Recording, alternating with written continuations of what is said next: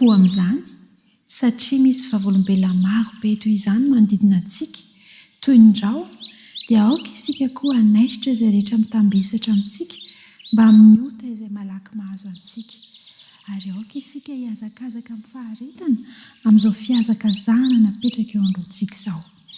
Mijery an'i Jesosy tompony finoantsika sy mpahefazy izay niaritra ny azo fijaliana fa tsy nitandro henatra mba hahazoany fifaliana napetraka teo anoloany ka efa mipetraka eo gavanany seza fiandrianan'Andriamanitra izy.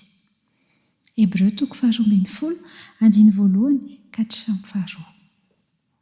Miodikodina hatrany eo amin'ny fandiniana ny tenin'Andriamanitra, ny fomba andiniana ny Baiboly ary misy akony be dia be mihitsy eo amin'ny fiainantsika, eo amin'ny fomba fitariantsika, eo amin'ny fiainan-tokantranontsika ity fandiniana ny Baiboly sy ny tenin'Andriamanitra ity. Tsy misy lehilahy sy vehivavy na tanora mety hahatratra ny fahatanteran'ny toetra kristianina raha manao raina azy amin'ny fandiniana ny tenin'Andriamanitra isika. Io zany dia vakiana fotsiny eny amin'ny fiarahamonina eny, ny olona kamo mianatra Baiboly sy ny olona mifototra amin'ny tenin'Andriamanitra tena vakiana fotsiny. Ny olona tia ny tenin'Andriamanitra dia manana fitsim-piainana matotra, tsy miovaova, tsy miozongozona, na dia betsaka ary ireo hery miasa mangina avy any ivelany avy any amin'izao tontolo izao. Ny lara-pahamena eo amin'ny fiainana dia hoy izy hoe fa voasoratra hoe inona no ambaran'ny tenin'Andriamanitra. Rehefa fantatsika tsara ny tantaran'ilay mpanavitra antsika dia Jesosy zany, dia manjary hitantsika ny fahatanterana ny toetrany ary lehibe ny tsy fitoviana eo amin'ny Kristy sy eo amintsika ka hanahaka ny toetrany hitovy aminy isika. Hebreo 12:2. Inona no tokony ataontsika zany? Mijery an'i Kristy tompony finoantsika sy mpanefa azy. Inona no tao fampiasaina? Ny maso. Mijery an'iza?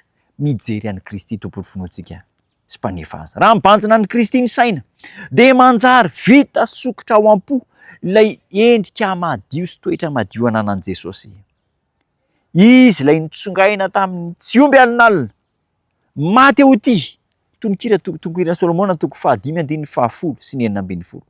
Notsongaina tamin'ny tsy omby alin'alina, maty eo ity zany Jesosy zany, ary arakaraky ny fankazarantsika amin'ny Jesosy no hitoviantsika aminy koa. Rehefa manana fahalalana an'i Kristy sy ny teniny ary ny fahazarana isika, ny lesona sy ny fampianarana, ary rehefa maneho ny hatsaran'ny toetrany, efa niodiovina isika, dia ho feno ny fanainy ny tenantsika ary dia hitovy toetra aminy isika.